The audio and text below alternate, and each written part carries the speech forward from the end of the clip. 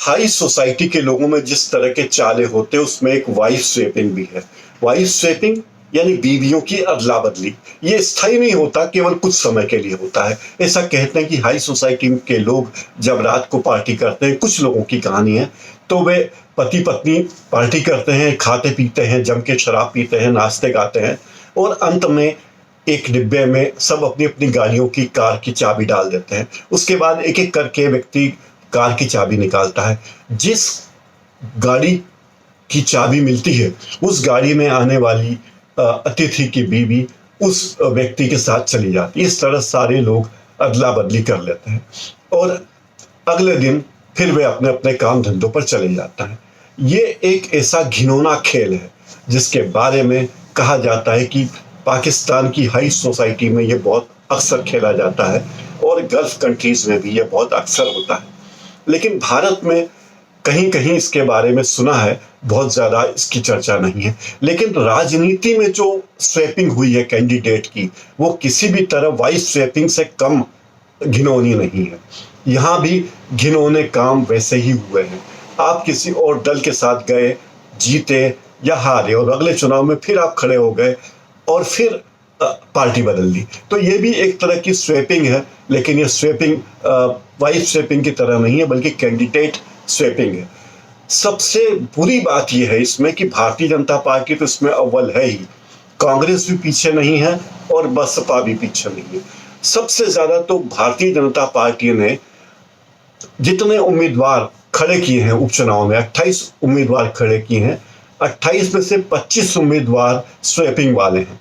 यानी ये उम्मीदवार पहले कांग्रेस पार्टी में थे, अब भारतीय जनता पार्टी के पाले में है और ये भारतीय जनता पार्टी के नाम पर टिकट मांग रहे हैं। इनका चुनाव चिन्ह कमल है, पहले इनका चुनाव चिन्ह कांग्रेस का चुनाव चिन्ह हाथ का पंजा था। तो आप लगा सकते हैं कि किस तरह बड़े पैमाने पर स्वीपिंग हुई है। कांग्रेस भी पीछे नहीं है। कांग्रेस ने भी 7 ऐसे लोगों को टिकट दिए हैं जो दल बदलू हैं, जो एक दूसरे से दल बदल कर आए हैं। कोई बसपा से आया है तो कोई भारतीय जनता पार्टी से आया है, और ये कांग्रेस की तरफ से झंडा बरदारी कर रहे हैं। बसपा के भी उम्मीदवार हैं जो पहले किसी और पार्टी में थे, अब वे बसपा के टिकट पर चुनाव लड़ रहे हैं। तो ये स्वैपिंग का मामला, कैंडिडेट की स्वैपिंग का घिनौना खेल केवल कांग्रेस और भारतीय जनता पार्टी तक सीमित नहीं है, बल्कि बसपा में भी ये शामिल है। इसका ऐसा लगता है कि चुनाव में अब नैतिकता नाम की कोई चीज़ रह नहीं गई है और सिद्धांतों के नाम पर तो राजनीति बिल्कुल भी नहीं हो रही है। राजनीति का एकमात्र मकसद है किसी भी तरह पद पाना और पद के जरिए पैसा और प्रतिष्ठा पाना और अपना वर्चस्व प्राप्त करना। ये चीज़ ऐसे ही लगती है।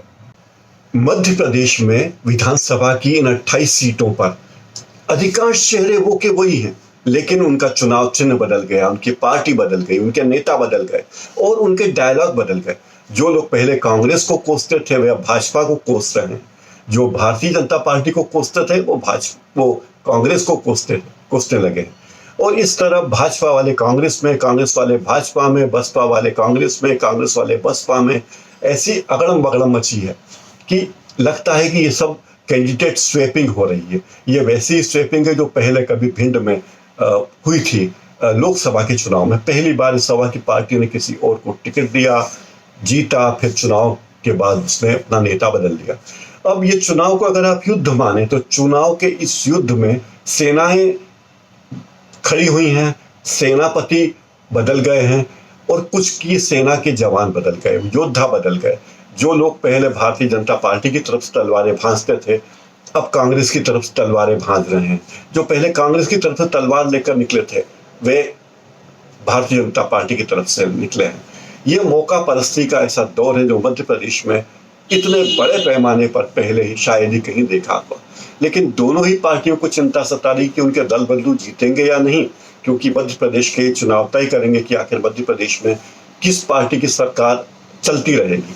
क्या भारतीय जनता पार्टी को पर्याप्त सीटें मिलेगी और शिवराज सिंह चौहान आगे भी मुख्यमंत्री बने रहेंगे, या कांग्रेस अधिकांश सीटें जीत लेगी और इन उपचुनाव के बाद वापस सत्ता में आ जाएगी। हालांकि इसकी संभावना बहुत कम है। मध्य प्रदेश में भारतीय जनता पार्टी की शिवराज सरकार के सामने चुनौती है। शिवराज सिंह चौहान ने इसे चुनौती मान लिया और कमलनाथ भी सत्ता के रथ पर होकर फिर वापस चर्चा बार बार घूम रहे हैं। ग्वालियर चंबल संभाग की 13 विधानसभा सीटों में से 7 सीटों पर कांग्रेस और बसपा के ऐसे उम्मीदवार सामने हैं जिन्होंने पिछले चुनाव में बार बार पार्टी बदली है। हालांकि जीत उनके हाथ नहीं लगी है, लेकिन फिर भी वे दल बदल करके मैदान में आकर खड़े हो गए हैं इस उम्मीद से कि जीत का सेहरा उन्हें बंधेगा और वे मंत्री बनेंगे या विधायक बनेंगे। सुमावली में अजब सिंह, मुरैना में राम प्रकाश राजौरिया, दिमनी में रविंद्र सिंह तोमर, गोहद में मेवाराव जाटव, डबरा में सुरेश राजे, करेरा में प्रागीलाल, भांडेर में फूल सिंह बरैया, इन सब दल बदलुओं में शामिल है। उम्मीदवार तो ऐसे हैं जो पहले किसी और दल के चुनाव चिन्ह पर थे, लेकिन अब वे फिर पाला बदल गए हैं। तो कुछ को हार मिली थी पिछली बार, कुछ जीत गए थे, लेकिन जीत के बाद भी इन लोगों ने पाला बदल लिया। अभी फिर से अलग अलग दलों में मैदान में है। पाला बदला कहीं ने जीत मिली। जैसे दिमनी विधानसभा सीट में यहाँ कांग्रेस के प्रत्याशी रविंद्र सिंह भिड़ोसा ये 2008 में बसपा से लड़े थे और 258 वोटों से हार गए थे। इसके बाद इन्होंने पाला बदल लिया और भाजपा में चले गए, लेकिन टिकट नहीं मिला तो 2013 में कांग्रेस में शामिल हो गए और चुनाव लड़े, लेकिन फिर चुनाव हार गए। अब इस उपचुनाव में एक बार फिर वे कांग्रेस से प्रत्याशी हैं, कांग्रेस की तरफ से जोर आजमाइश कर रहे हैं। गोहद विधानसभा सीट में कांग्रेस के प्रत्याशी थे मेवाराव जाटव। 2008 में वे बसपा से चुनाव लड़े थे, लेकिन तीसरे नंबर पर रहे। इसके बाद पाला बदल लिया और कांग्रेस में शामिल हो गए। 2013 में चुनाव लड़े, लेकिन चुनाव हार गए। फिर उपचुनाव में मैदान में आए, जीत के लिए मैदान में खड़े हुए हैं। अब देखते हैं जीत पाते हैं या नहीं। डबरा विधानसभा सीट की बात करें तो यहाँ पहले कांग्रेस के प्रत्याशी हैं सुरेश राजे। 2013 में ये भारतीय जनता पार्टी से लड़े थे, लेकिन तब जीते नहीं थे। अब भारतीय जनता पार्टी ने कांग्रेस से आई इमरती देवी को उम्मीदवार बना दिया है, तो सुरेश राजे ने फिर बाला बदल लिया है और अपनी जीत की आस में कांग्रेस के बैनर तले फिर चले गए, यानी कांग्रेस से भाजपा, भाजपा से कांग्रेस, जहां मौका मिले। करेरा विधानसभा सीट में कांग्रेस के उम्मीदवार है प्रागीलाल। ये 2008 में बसपा से चुनाव मैदान में थे, लेकिन हार गए। 2013 में ये बसपा से फिर चुनाव में खड़े हुए, लेकिन फिर ये हार गए। अब कांग्रेस ने इनको अपना प्रत्याशी बना दिया कि कहीं ना कहीं से तो जीत ही जाएंगे। जीतने के बाद कई ऐसे उम्मीदवार थे जिन्होंने पाला बदला, लेकिन उनकी हार भी। जैसे सोनेराम कुशवाहा जोरा विधानसभा सीट से बसपा से 1993 और 1998 में सोनेराम कुशवाहा से जीते थे, लेकिन 2003 में पाला बदलकर समानता दल में पहुंचे और हार गए। 2008 में वे इसी दल से चुनाव खड़े हुए, लेकिन फिर इन्हें जीत नहीं मिली। अब इस चुनाव में उन्होंने फिर पाला बदल लिया है और बहुजन समाज पार्टी से चुनाव लड़ रहे हैं।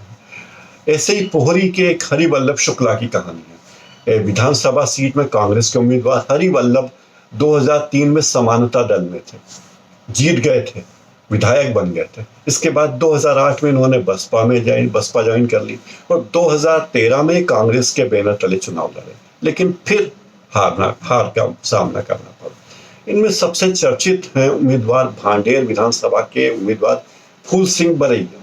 ये कांग्रेस के प्रत्याशी 1991 में ये बहुजन समाज पार्टी के टिकट पर चुनाव लड़कर जीते थे। 2003 में ये निर्दलीय प्रत्याशी के रूप में मैदान में उतरे और हार गए। 2008 में ये एलजेपी से चुनाव लड़े, लेकिन फिर हार गए। 2013 में बहुजन संघर्ष दल से चुनाव में खड़े हुए और फिर हार गए। तीन बार इतनी भीषण हार के बाद इन्होंने पाला बदला और अब कांग्रेस से चुनाव मैदान में हैं। सबसे चर्चित उम्मीदवार इस चुनाव में जो हैं, उनमें दो लोगों के नाम बहुत प्रमुखता से आ रहे हैं, प्रेमचंद गुड्डू और दूसरे हैं तुलसी सिलावट। दोनों पहले कांग्रेस में थे, फिर तुलसी सिलावट सिंधिया जी के साथ पाला बदलकर भारतीय जनता पार्टी में आ गए। प्रेमचंद गुड्डू की कांग्रेस से अपनी नाराजगी थी और वे कांग्रेस छोड़कर भारतीय जनता पार्टी में चले गए थे, लेकिन जब सांवेर से तुलसी सिलावट को टिकट मिला तो प्रेमचंद गुड्डू ने फिर पाला बदला और वे कांग्रेस में आ गए। तुलसी सिलावट भारतीय जनता पार्टी में चले गए थे सिंधिया जी के साथ। तो जैसे ही भारतीय जनता पार्टी ने तुलसी सिलावट को उम्मीदवार घोषित किया, प्रेमचंद गुड्डू भी मैदान में आ गए और उन्होंने कहा कि मैं यहाँ से मैदान में लड़ूंगा और तुलसी सिलावट को तो नहीं जीतने दूंगा। इन दोनों की जो भी प्रतिस्पर्धा रही हो, सज्जन सिंह वर्मा भी मंत्री रह चुके हैं, उसी तरह प्रेमचंद गुड्डू भी महत्वपूर्ण पदों पर जिम्मेदारी पर रहे हैं, सांसद भी रहे और तुलसी सिलावट मंत्री थे ही, जो ज्योतिरादित्य सिंधिया के खास सिपह सालार माने जाते हैं। ये भी कहा जाता है कि ज्योतिरादित्य सिंधिया उन्हें उप मुख्यमंत्री बनाने के लिए आमादा थे, लेकिन कमलनाथ ने उनकी नहीं सुनी और ज्योतिरादित्य सिंधिया के कहने के बावजूद तुलसी सिलावट को उप मुख्यमंत्री नहीं बनाया। कमलनाथ का कहना था कि उप मुख्यमंत्री का पद का प्रस्ताव मैंने आपके लिए यानी ज्योतिरादित्य सिंधिया के लिए दिया है। अब इसमें ज्योतिरादित्य सिंधिया अगर किसी को नॉमिनेट कर दें उप मुख्यमंत्री पद के लिए तो ये चीज राजनीति में मेरे होते नहीं चलेगी। इसी बात की भी नाराजगी थी तुलसी सिलावट में कि जो उप मुख्यमंत्री पद का दावा कर रहे थे लेकिन उन्हें मिला सामान्य मंत्री पद। अभी भी जब वे फिर से मंत्री पद की शपथ उन्होंने 21 अप्रैल को ली थी, तब भी वे उप मुख्यमंत्री पद के दावेदार नहीं माने गए, क्योंकि सबसे पहले शपथ मंत्रिमंडल में सबसे पहले शपथ नरोत्तम मिश्रा ने ली थी, जो वरिष्ठता क्रम में गिनी जाती है। तो जाहिर है मुख्यमंत्री के बाद नरोत्तम मिश्रा उनसे वरिष्ठ हुए। विभागों का दायित्व भी नरोत्तम मिश्रा को महत्वपूर्ण विभाग मिले हैं, तो उसे सिलावट के मन में ये भी कह सकते हैं। अब ये इस तरह कैंडिडेट स्वैपिंग का मतलब क्या होगा? जो भी जीतेगा राजनीति में जो भी होगा, आप कह नहीं सकते क्या हो, लेकिन एक बात तो तय है, लोगों के मन में ये बात घर कर गई है कि ये दल बदलू, इनका उद्देश्य कोई समाज सेवा नहीं, इनका उद्देश्य कोई गांधी, नेहरू, दीनदयाल उपाध्याय के सिद्धांतों पर चलना नहीं है। इनका उद्देश्य है किसी भी तरह सत्ता पाना। अगर कांग्रेस से सत्ता मिलती है तो कांग्रेस से सत्ता में आएंगे, भारतीय जनता पार्टी से सत्ता मिलती तो भारतीय जनता पार्टी में जाएंगे, और बहुजन समाज पार्टी के टिकट पर अगर चुनाव जीत कर किसी भी तरह मंत्री बनने का मौका मिले तो हम वो भी करेंगे। कुल मिलाकर यह पूरा खेल सत्ता का है और इसमें शिवराज सिंह चौहान और कमलनाथ दोनों ने ही अपनी पूरी ताकत झोंक रखी है। उन्हें लगता है कि इस चुनाव में वे जो भी करेंगे, ये चुनाव के नतीजे उनका भविष्य तय करेंगे और ये बात तय है। हालांकि ये बात भी कही जा रही है कि चुनाव में भले ही भारतीय जनता पार्टी को बहुमत मिल जाए, भारतीय जनता पार्टी अधिकांश सीटों पर जीत जाए, लेकिन शिवराज सिंह चौहान मध्य प्रदेश के मुख्यमंत्री सतत बने रहेंगे या नहीं बने रहेंगे, यह बात कही नहीं जा सकती। जो भी हो, मध्य प्रदेश के चुनाव हैं दिलचस्प। तो वाइफ स्वैपिंग की बात हम कर रहे थे कि वाइफ स्वैपिंग की तरह कैंडिडेट स्वैपिंग हुई। वाइफ स्वैपिंग को जो लोग करते हैं वे उससे अनैतिक नहीं मानते, क्योंकि अगर वे अनैतिक या बुरा मानते तो ये से कर्म करते ही क्यों। ऐसे ही जो कैंडिडेट पार्टी बदल रहे हैं, उन्हें भी लगता है कि ये तो हमारा काम है, हमारा लक्ष्य सत्ता पाना है, हमारा लक्ष्य कोई समाज सेवा या पार्टी के सिद्धांतों को आगे बढ़ाना नहीं है। तो वे भी यही कोशिश कर रहे हैं कि हम किसी भी तरह से सत्ता में आ जाएं, भले ही स्वैपिंग करके आ जाएं या कैसे भी आ जाएं। पार्टी स्वैपिंग करने वाले या कैंडिडेट स्वैपिंग करने की शुरुआत कहाँ से हुई, इसके बारे में मध्य प्रदेश में पहले भी दल बदल होते रहे, लेकिन इस तरह स्वैपिंग के मामले इसका गुरु माना जा सकता है डॉक्टर भागीरथ प्रसाद को। डॉक्टर भागीरथ प्रसाद 1975 की बैच के IAS अधिकारी थे। वे रिटायर हुए। रिटायर होने के बाद वे अपने संपर्कों का इस्तेमाल करके इंदौर के देवी अहिल्या विश्वविद्यालय के कुलपति बन गए। वे कुलपति पद पर 2 साल थे ही कि उन्होंने नौकरी छोड़ दी और कांग्रेस पार्टी ज्वाइन कर ली। लेकिन 2009 के चुनाव में वे खड़े हुए और वहां वे भारतीय जनता पार्टी के छविराम हरगल से चुनाव में हार गए। कांग्रेस उन्हें अपना व्यक्ति मानती थी, इसलिए 2014 में दिग्विजय सिंह के प्रयासों से उन्हें कांग्रेस का उम्मीदवार बनाया गया, घोषित किया गया।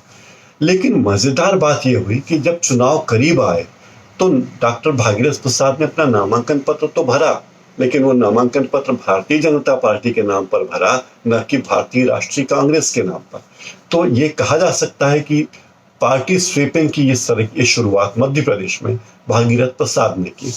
दिल्ली में जिस तरह उदित राज का भाजपा में आगमन हुआ था, उसी तरह भागीरथ प्रसाद का भी आगमन हुआ।